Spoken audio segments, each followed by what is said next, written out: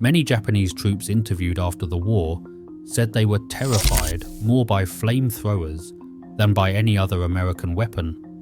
It was the one thing that made even the most disciplined soldiers abandon their positions and run. But the reason for this fear went far deeper than just the weapon itself. It was rooted in the very tactics Japan had chosen to defend its Pacific territories. Tactics that would turn their strongest defensive positions into death traps. And now you are going to see why. When you look at the Pacific War from 1943 onwards, you notice something changing in Japanese strategy. After devastating losses in the Solomons, the Gilbert Islands, and the Marshalls, Japanese military planners realized that trying to stop American invasions at the beach was not working. Naval bombardment and airstrikes would destroy most surface defenses before the first wave of Marines even landed. The bodies piling up on those beaches were not slowing the Americans down. They were just dying for nothing. So Japanese commanders decided to change everything. Japanese military leaders understood that they could not defeat the United States in a straight fight. The industrial capacity, the manpower, the resources, it was all too much. But maybe, just maybe, they could make the Americans pay such a high price that they would accept a negotiated peace rather than fight all the way to the Japanese home islands. This thinking evolved into what became known as Fukaku tactics, a strategy of attrition designed to bleed the enemy for every inch of ground, and it required going underground. The Japanese studied American tactics carefully. They noticed that the United States military followed a pattern: heavy bombardment first, then infantry assault.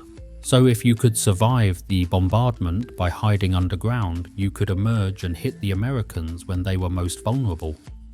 They began transforming islands into fortress networks. On Peleliu, they carved 500 caves into the limestone. On Iwo Jima, they dug 11 miles of tunnels through volcanic rock.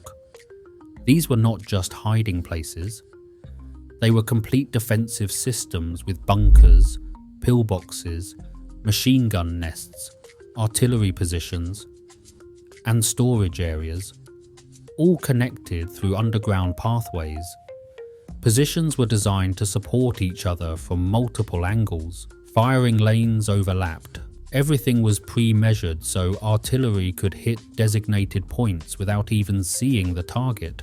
The fortifications were ingenious. Cave entrances were altered to be slanted as a defense against grenades and flamethrower attacks. Steel doors were added with multiple firing ports. Some caves had zigzag interiors so explosions would not reach deep inside. The Japanese expected the Americans to use grenades and satchel charges, and they built accordingly. What they did not fully anticipate was how the Americans would adapt their weapons to counter these defenses. When United States forces invaded Peleliu on September 15, 1944, they followed their usual procedure. Battleships and cruisers pounded the island for days. By the time Marines hit the beaches, it looked like everything had been destroyed.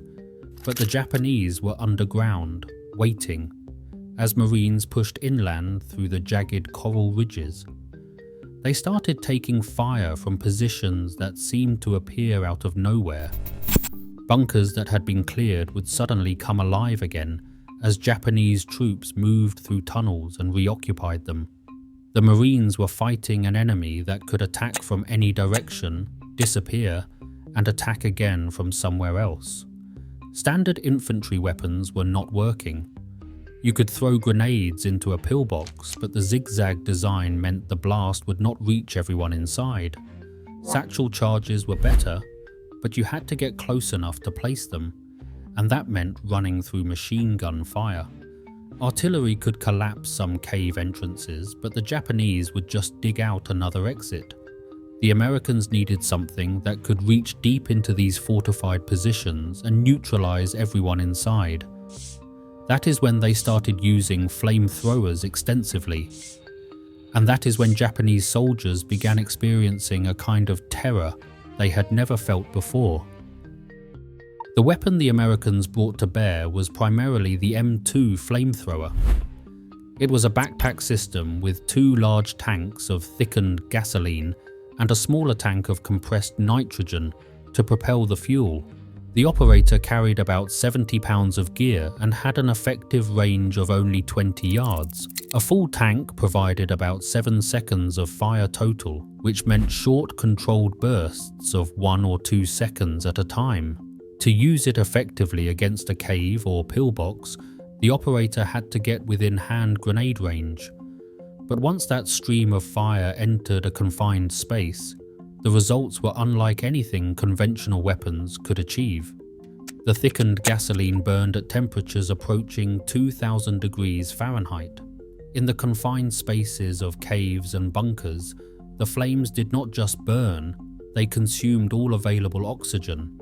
Japanese soldiers who were not directly hit by the fire stream would find themselves unable to breathe as the flames sucked the air from their lungs. The intense heat alone could kill in seconds. Some defenders died from carbon monoxide poisoning before the flames even reached them. The sound of a flamethrower firing was described as violently loud, and even the operators were trained to take a deep breath before firing because they could not breathe during the burst. What made this particularly terrifying for Japanese defenders was that they could see it coming, but could do nothing to stop it. When grenades came in, you could sometimes throw them back. Bullets could be avoided by staying behind cover, but flamethrower fuel flowed like liquid, spread across surfaces, clung to everything it touched, and then ignited. It searched out every corner of a defensive position. There was nowhere to hide from it. American forces developed a tactic they called the wet burst, specifically for dealing with cave systems. The flamethrower operator would fire several quick shots without igniting the fuel, soaking the interior of the cave with raw gasoline. The vapors would spread throughout the connected chambers, seeping into every crevice. Then they would follow up with an ignited burst. The result was a massive fireball that consumed the entire cave system at once. In some cases, they would soak a cave with fuel, wait for the vapors to build, then throw in a white phosphorus grenade or a satchel charge to ignite everything simultaneously. The rapid combustion would completely consume the air supply, collapsing the lungs of anyone inside. For Japanese soldiers committed to defending these positions to the death, the flamethrower represented an impossible situation. Their entire defensive strategy was built around using fortified positions to make the Americans pay a high cost. They had spent months preparing these caves and tunnels. They had supplies, ammunition, support positions. They were supposed to be able to hold out for weeks, inflicting maximum casualties. But when the flamethrower teams came, all of those advantages disappeared.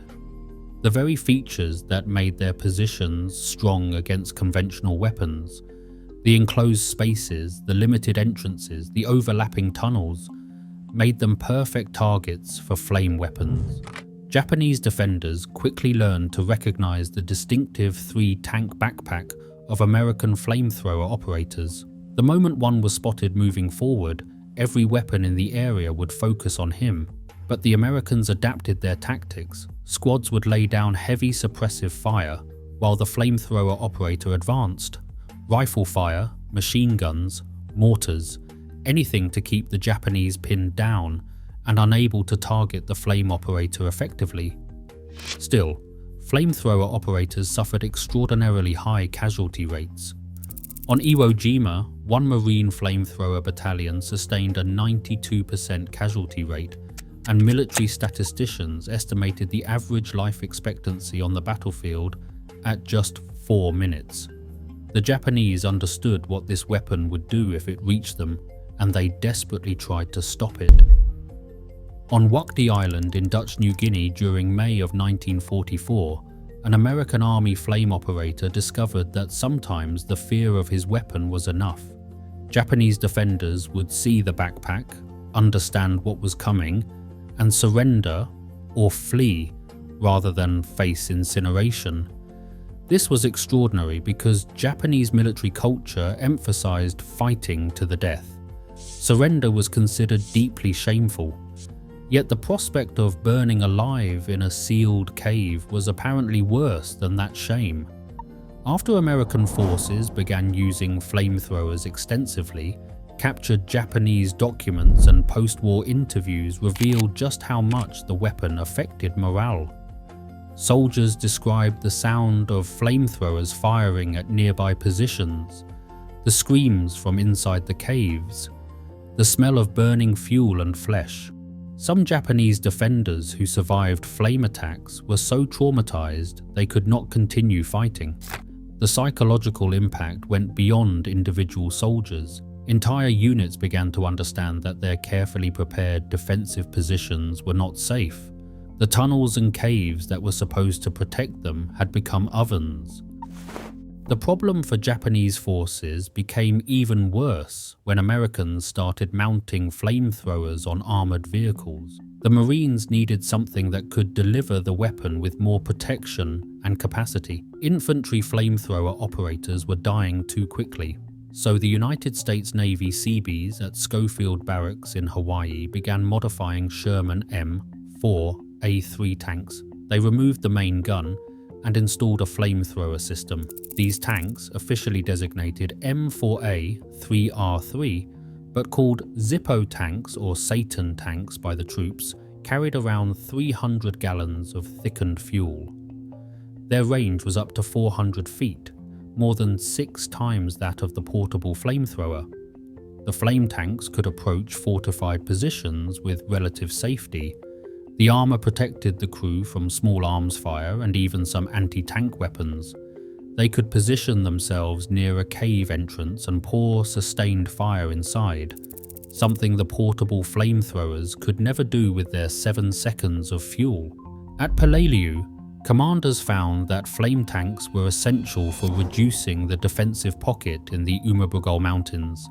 Regular Shermans could not effectively engage targets inside caves. Artillery was limited. Flame tanks could fire directly into openings and completely neutralize positions. A United States Marine Corps 1st Division history stated that flame tanks were the one weapon that caused Japanese soldiers to leave their caves and rock crevices and run. This was remarkable because Japanese defenders on Peleliu had been ordered to fight to the death. They had ample food, water, and ammunition, and they were in strong positions. But when flame tanks appeared and began firing into the cave systems, soldiers who had never considered surrender would run out into machine gun fire rather than stay inside. They were choosing certain death by bullets over possible death by fire. The Japanese command structure understood what was happening. Reports from Peleliu, Iwo Jima, and Okinawa all mentioned the devastating effect of American flame weapons. There was no effective counter. They tried slanting cave entrances to deflect the fire stream. They built baffles and blast walls inside tunnels. They positioned defenders specifically to target flamethrower operators. None of it was enough. The Americans would simply pour more fuel into the position until it was neutralized. At Iwo Jima, which was considered the ultimate test of Fukaku tactics, flamethrowers again proved critical. General Tadamichi Kurebayashi had created an incredible defensive network. Almost the entire garrison of over 20,000 men was underground. Positions were mutually supporting, and every approach was covered by pre-sighted weapons. It was supposed to be nearly impregnable. And for the Marines assaulting the island, it nearly was. The battle lasted 36 days and cost almost 7,000 American lives. But flamethrowers, both portable and tank-mounted, were critical to finally breaking the defense. Marines would use them to seal caves, burn out pillboxes, and clear the tunnel networks. Japanese soldiers inside had limited options: stay and burn, or run out and die by gunfire. The cultural dimension of this fear cannot be ignored. Japanese military tradition emphasized courage in the face of death. Soldiers were expected to accept death calmly when it came, but death from a flamethrower was not calm. It was violent, painful, and it involved watching fire consume you in an enclosed space with no escape. Post-war accounts from Japanese veterans describe the flamethrower as the most feared American weapon, more than bombs, more than naval gunfire, more than anything else. The physical pain was bad enough, but the psychological certainty of being trapped in a cave, hearing the roar of the flamethrower, feeling the heat, watching the fire spread, that was a terror unlike anything else in combat. Some Japanese soldiers developed deep respect for American flamethrower operators despite the fear the weapon inspired. They recognized that carrying that weapon into combat required courage. The operators were marked targets. They moved slowly under heavy loads, and they had to get close to use the weapon effectively. Japanese snipers and machine gunners focused everything on stopping them, knowing that if even one operator reached their position, everyone inside would die. The casualty rates for these operators reflected the danger they faced every moment on the battlefield. The development and use of flamethrowers in the Pacific created a terrible cycle. Japanese defensive tactics drove Americans to use flame weapons extensively. The effectiveness of flame weapons made Japanese soldiers fear them above all else. This fear sometimes caused defenders to abandon positions that might otherwise have held out longer, but abandoning positions meant higher casualties from conventional weapons. There was no good choice. The Fukaku strategy had created conditions where their own defensive systems became traps. By the time American forces were preparing for the invasion of Okinawa in 1945, flamethrowers were considered essential equipment. The Army's 713th Provisional Tank Battalion was equipped entirely with flame tanks. They supported all United States Army infantry operations on the island. The psychological effect was noted in official reports. Enemy resistance often crumbled when flame tanks appeared, even before they fired. The sight alone was enough to break morale in some positions. Looking back at the Pacific War, the Japanese fear of American flamethrowers was entirely rational.